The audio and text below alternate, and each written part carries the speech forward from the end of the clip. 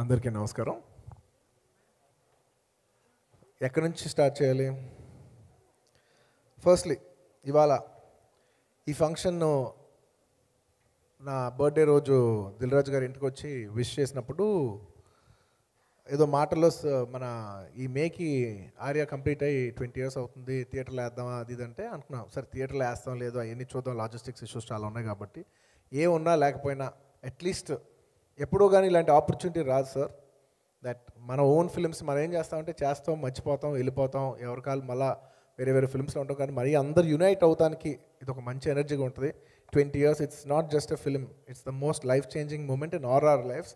ఖచ్చితంగా మనం సెలబ్రేట్ చేయాల్సిందే. నేను ఎలాగైనా I put my best efforts to see that it happens. And Raju garu అన్న వెంటనే ఇవాళ ఈ ఈవెంట్ హోస్ట్ చేసి ఈ ఈవెంట్ని ఇంత గ్రాండ్గా హోస్ట్ చేసినందుకు రాజు గారికి thank you very much sir.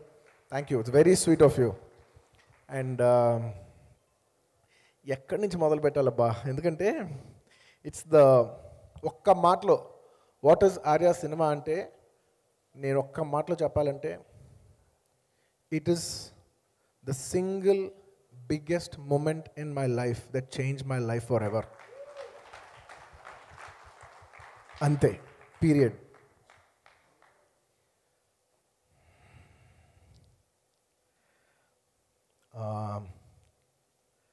Memories చెప్పాలా, అక్కడ జరిగిన ఇన్సిడెంట్స్ చెప్పాలా, మా ఫీలింగ్ చెప్పాలా, నా జర్నీ చెప్పాలా, ఏం చెప్పాలనే కన్ఫ్యూజన్లో ఉన్నాను.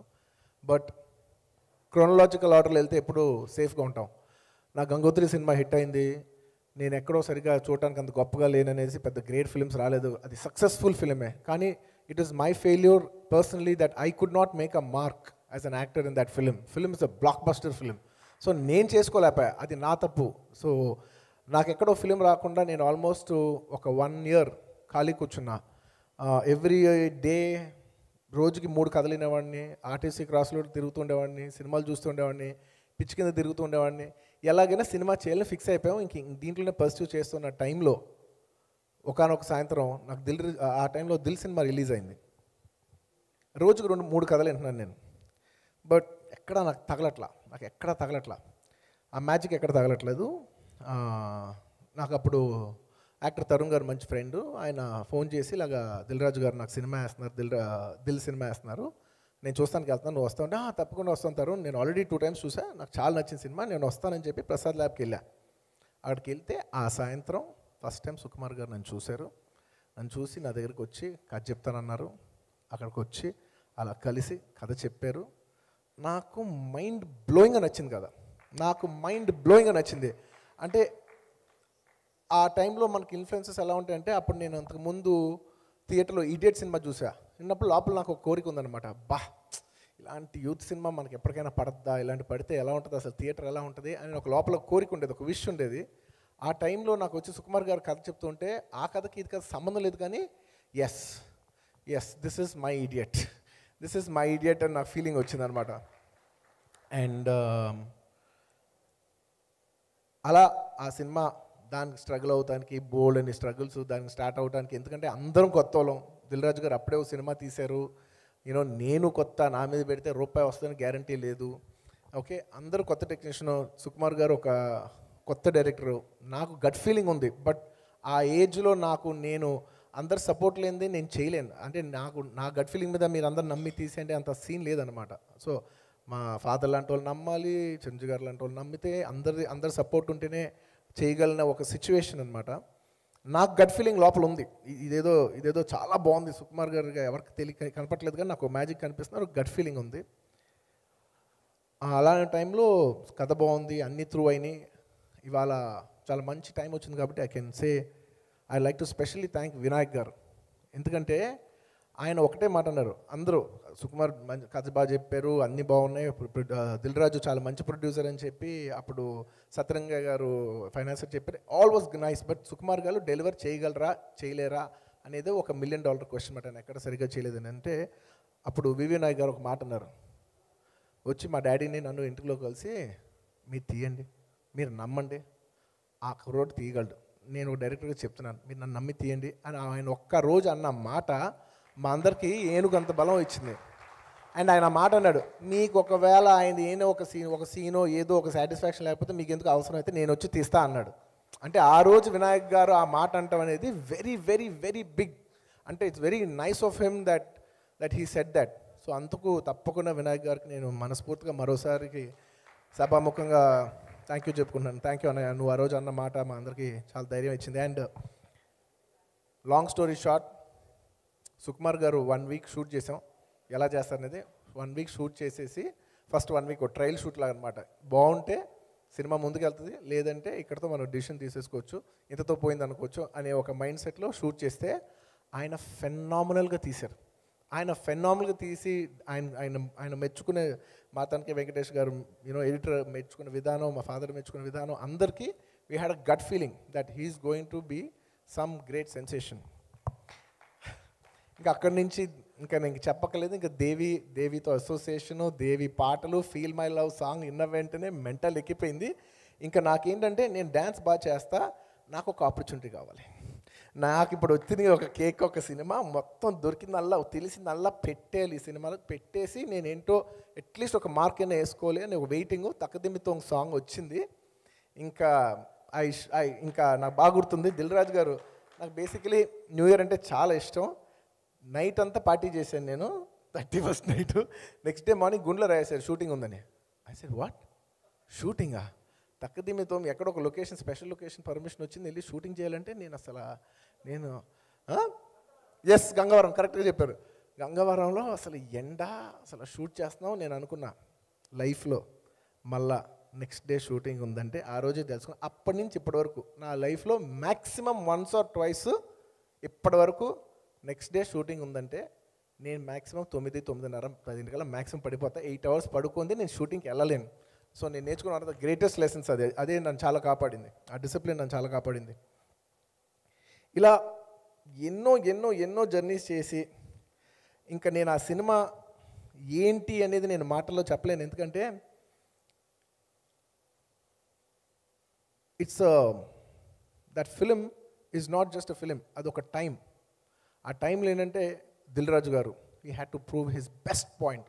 బికాజ్ ఆయన ఒక పార్ట్నర్షిప్లో సినిమా చేశారు, ఆయన సోలోగా వచ్చారు. సోలోగా ఆయన ఎంత తీస్తారు ఏంటో ఆయన ప్రూవ్ చేసుకోవాల్సింది. ఈజ్ అ ఆల్మోస్ట్ ఒక న్యూ ప్రొడ్యూసర్, ఒక న్యూ డైరెక్టర్. ఒక సుకుమార్ గారిని ఒక న్యూ డైరెక్టర్, నేను ఒక nobody. So all of us అప్పుడే Devi was like fresh new. At least మా అందరిలో దేవియే స్టార్. ఎందుకంటే తను అప్పుడు వర్షం చేస్తున్నాడు, ఆనందం సినిమా చేస్తున్నాడు. So he's the biggest actor. మేము అందరూ దేవి సాంగ్ ఇస్తాడు అని మేమందరం. అప్పటికి వర్షం రిలీజ్ అయింది. వర్షం రిలీజ్ అయింది, వెంకీ రిలీజ్ అయింది, నాకు గుర్తుంది. సో ఇలాంటి జర్నీ, ఇలాంటి టైము, ఈ టైంలో దేవి అసోసియేషను నేను బ్లాంక్ అయిపోతున్నాను నమ్మండి. ఎందుకంటే this films means so much that ఈ సినిమాలో పనిచేసిన ఎంతోమంది ఆల్మోస్ట్ అసిస్టెంట్ డైరెక్టర్స్ ఒక 10-12 people ఉంటారు. అందరూ డైరెక్టర్స్ అయ్యారు. ఈ సినిమా నుంచే మీకు బొమ్మరిల్ సినిమా వచ్చింది, ఈ సినిమా నుంచే మీకు కొత్త బంగారు లోకం వచ్చింది, ఈ సినిమా నుంచే ఎన్నో ఎన్నో ఎన్నో సినిమాలు, జోష్ గీష్ ఎన్నో సినిమాలు వచ్చినాయి. Number of directors came from this film. And it is not just కొంతమంది ఏదో కలిసేవని కాదు. That is one point where it changed the face of the industry during that time. It gave Dil Raju, one of the biggest producers to Telugu film industry, which changed the fate of Telugu film industry itself. So it was a turning point. మొత్తం Telugu film ఇండస్ట్రీకి తెలుగు సినిమాలు ఇలా ఉంటాయంటే కాదు, ఇలా కూడా ఉంటుంది అనే ఒక సుకుమార్ లాంటి ఒక director. It was a phenomenal thing that that film ఆ టైమ్స్లో మీరు చూసిండాల్సింది. నాకు బాగా గుర్తుంది, సినిమా రిలీజ్ అయింది. రిలీజ్ అయిన తర్వాత ఈ మెమరీ మొత్తం నాకు బాగా గుర్తుంది. సినిమా రిలీజ్ అయిపోతే ఆ రోజుల్లో 10 weeks అంటే 70 days. అసలు ఏ సినిమా అయినా 100 days అయితేనే సక్సెస్, 70 days అంటే నాట్ సో మచ్ అనేది ఒక మైండ్ సెట్ అనమాట. ఓపెనింగ్ డే నేను సుకుమార్ గారు మొత్తం కాపీ చూసి ఫుల్ ఎక్సైటెడ్గా వెళ్ళి సినిమా థియేటర్కి వెళ్ళి కూర్చొని చూస్తే సినిమా అప్పటికి 40%తోనే ఓపెన్ అయింది. ఫుల్గా ఓపెన్ అవ్వలేదు సినిమా. ఎందుకంటే కొత్త సినిమా 50% మెల్లిమెల్లిగా ఫిల్ అవుతుంది. వెళ్ళి చూసాం. బట్ చూసినంత వరకు మాకు బాగా కాన్ఫిడెన్స్ ఉంది. రిపోర్ట్ ఏమో 10 weeks రిపోర్ట్ అంట అని చెప్పారు. నేను డల్ అయిపోయా. ఏంటి 100 days సినిమా కాదా ఇది? 100 days సినిమా కాదు ఇది. నాకు గట్ ఫీలింగ్ కొడుతుంది లోపల, లేదు థియేటర్లో ఎంజాయ్ చేశారు, చూస్తారు, ఖచ్చితంగా రేజ్ అవుద్ది, మ్యాట్ని సాయంత్రం కల్లా రేజ్ అవుద్ది, ఇది ఖచ్చితంగా బాగుంటుంది అని చెప్తే ఉంటే లేదు ఫస్ట్ సినిమాకి అసలు 10 వీక్స్, ఇలాంటి సినిమాకి అసలు 10 వీక్స్ అనేది వెరీ గుడ్ టాక్ అసలు. అది ఇదంటే నాకు కోపం వచ్చేస్తుంది లోపల నుంచి.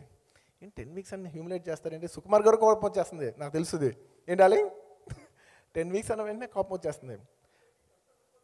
అసలు వణిగిపోతుంది అందరూ, అసలు ఊగిపోతున్నాం, 10 వీక్స్ టాక్ చెప్తున్నారు ఏంటని కోపంతో. అలా 1 డే అయింది, రెండో డే కలుస్తుంటే నేను కొంచెం అప్సెట్ ఉంటే మా ఫాదర్ అన్నారు, ఎందుకన్నానో ఓ పిచ్చలో అన్నాను నేను. అసలు ఇప్పటికీ తిరిగి ఆలోచిస్తుంటే అసలు ఎలా అన్నాను, ఏం గట్ ఫీలింగ్తో అన్నాను నాకు ఇప్పటికీ అర్థం కాల. నాకు బాగా గుర్తుంది, డైనింగ్ హాల్లో కూర్చొని ఏంటి మొహాల్లో పెట్టుకున్నావు, ఏంటి 10 వీక్స్ అంటే ఎంత పెద్ద సక్సెస్ తెలుసా, అసలు ఎంతోమంది కూడా దొరకదు ఇది అంటే ఏంటి 10 వీక్స్, ఏంటి అందరు 10 వీక్స్ అన్నారు, 125 డేస్ షీల్డ్ తీసుకోపోతే నేను నా పేరు మార్చుకుంటా అని అన్నాను కోపంలో నేను. అదే సినిమాకి 125 డేస్ షీల్డ్ నేను చిరంజీవి గారి చేతిలో నుంచి తీసుకున్నా, నేను తీసుకున్నా. అసలు అది నా పిచ్ అనుకోండి, నా ఫ్లూక్ అనుకోండి, ఏమని అనుకోండి, కానీ తీసుకున్నా. Thank you. ఆ సినిమా నన్ను నమ్మండి,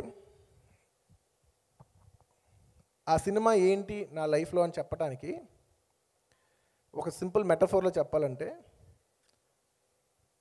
it is the single biggest jump in my life ever.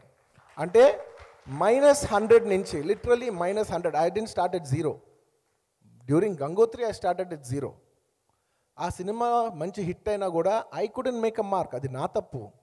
So I was at 0 నుంచి ఆ సినిమా హిట్ అయినా నాకు ఇంకో సినిమా రాకుండా నేను ఫెయిల్ అయిపోవడానికి I went to from -100 I jump to +100. ఆ 200% జంప్ నేను మళ్ళీ నా లైఫ్లో ఎప్పుడు కొట్టలేదు, అంత రాదు. ఇంకెలా అంటే ఇంక ఎన్నైనా కూడా అడిషనల్సే తప్ప ఇంకా మల్టిపుల్ జంప్ అనేది ఇంకా నా లైఫ్లో that is the biggest jump and it will always still be the biggest jump. Coming back to all the people, Raju garu మేమందరూ ఎన్ని చెప్పినా మీరు double better. You deserve that big credit. మేము ఎంత చెప్పినా మేమందరం ఓన్లీ సర్వీసే ప్రొవైడ్ చేసాం. మీరు మీ స్టేక్ అంతా డబ్బులు ఫిజికల్గా పెట్టి మీరు రిస్క్ తీసుకుని మా అందరికీ లైఫ్ ఇచ్చారు. Thank you very much Raju garu. ఇందాక మీరు నాకు థ్యాంక్ యూ చెప్పారు, but I'm telling you Raju garu, if you are not there, Arya is not there. Thank you so much for making Arya for all of us, for me, Sukumar garu and everything. నేను ఇంకా సుకుమార్ గారి topic ఎందుకు రావట్లేదంటే it's a very big topic. నేను మాట్లాడితే ఎక్కువసేపు మాట్లాడతా, కొంచెం అటు ఇటుగా మాట్లాడతానేమో అని టెన్షన్ వస్తుంది. సో నేను చాలా కంట్రోల్గా మాట్లాడతాను డార్లింగ్.